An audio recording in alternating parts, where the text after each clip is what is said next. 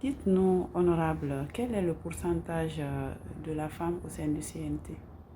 Au sein du CNT, nous avons 30% de femmes, comme il avait été annoncé justement au niveau de la charte, et ça a été vraiment respecté. Donc, comme vous savez, nous sommes 81 personnes, 81 conseillers, et selon la charte, il avait été prévu de prendre 30% des femmes. Et donc, effectivement, nous sommes 25, ce qui correspond aux 30%. D'accord. Selon vous, est-ce que ce nombre est suffisant dans la mesure où on parle de parité?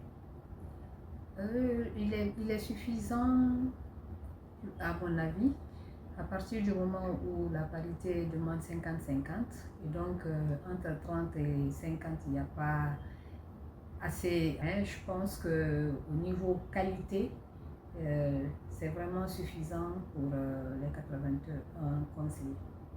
D'accord. Est-ce que vous vous épanouissez et comment vous faites dans les prises de décision? Bien entendu que je m'épanouis parce que c'est pour moi un nouveau métier pour moi, c'est d'être parlementaire.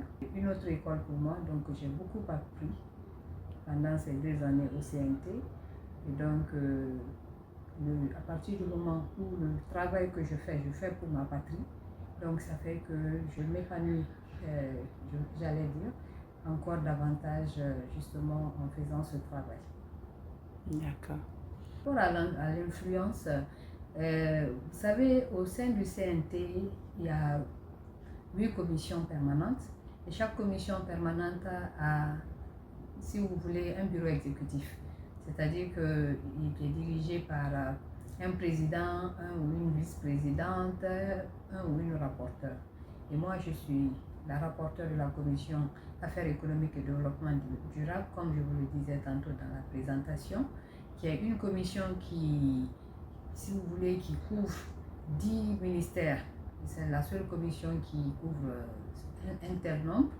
Et donc, comment j'influence au niveau de mon travail parlementaire, c'est que déjà dans ma mission, c'est que quand nous recevons les textes de loi, les projets de loi et tout ce que l'exécutif met à nos dispositions, mon rôle est déjà d'étudier ce qui nous a été soumis et d'étudier, l'analyser, faire un rapport. Dans le rapport, c'est là où nous allons nous rendre compte si ce que l'exécutif nous a soumis est quelque chose de potable pour le pays ou pas. Et donc, quand c'est le cas, c'est au rapporteur de le préciser et de partager séance tenante en plénière pour expliquer le bien fondé de la chose. Et si aussi c'est pas bien fondé, on le dit.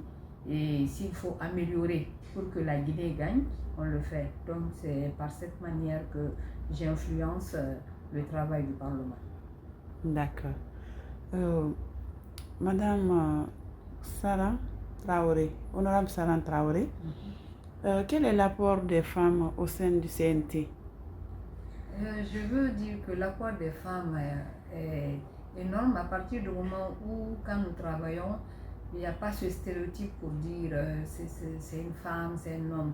Nous sommes tous là, au même pied d'égalité, aux mêmes heures de travail et tenez-vous bien qu'il y a des femmes présidentes de commission, vice-présidentes de commission, rapporteurs de commission, donc du coup, nous avons vraiment un rôle à jouer aussi au sein de l'activité parlementaire, mais également nous avons une ONG qu'on appelle le Caucus des femmes parlementaires qui est composée de 25 femmes du CNT qui aussi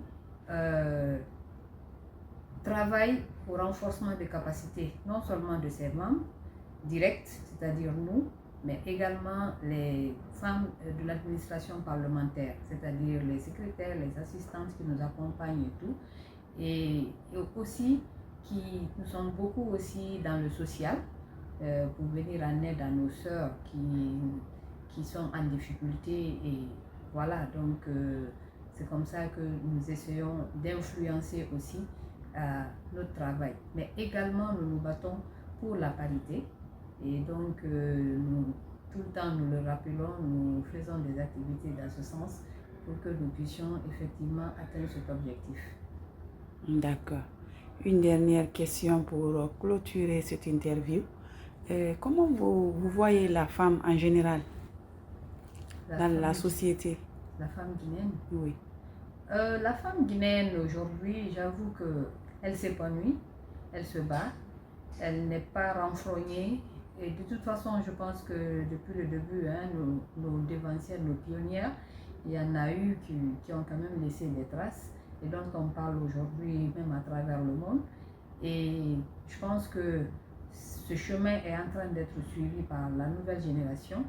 Et aujourd'hui, vraiment, la femme guinéenne est une femme épanouie, est une femme qui sait ce qu'elle veut, qui se bat et qui fait en sorte d'atteindre ses objectifs.